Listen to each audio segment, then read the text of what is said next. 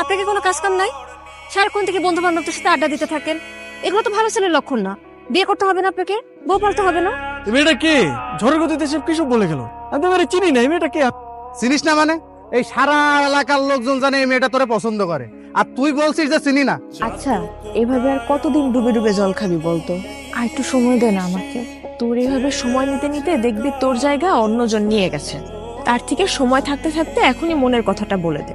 আমি তো আমার মনের মানুষকে প্রতিদিন আমার মনের কথা বলি। কি আপু, তোকে আজকালকে একটু অন্যরকম লাগতেছে।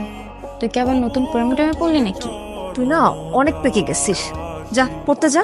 শোন, আজকে কিন্তু তোকে চিঠিটা দিতেই হবে, কোনোভাবেই মিস করা যাবে না।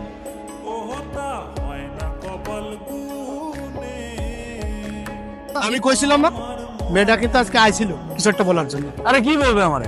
এই দিক দিয়ে হয়তো বা যাচ্ছিল, অট্টকল দেখার আগে নেই। আমি শিওর, শুধু শিওর না, অভার শিওর ওই মেয়ে তোকে কিছু বলতে আসছে। কোনো মেয়ে আছে নাকি তোর পছন্দের?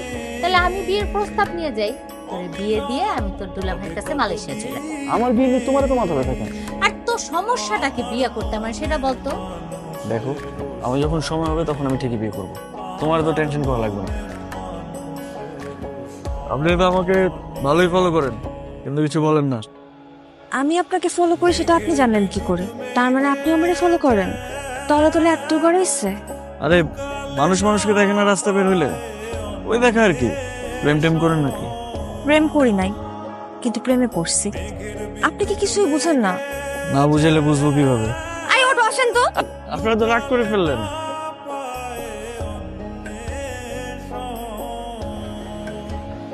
মামা, আপনি না বললেন জেরিন লেখাপড়া নিয়ে ব্যস্ত?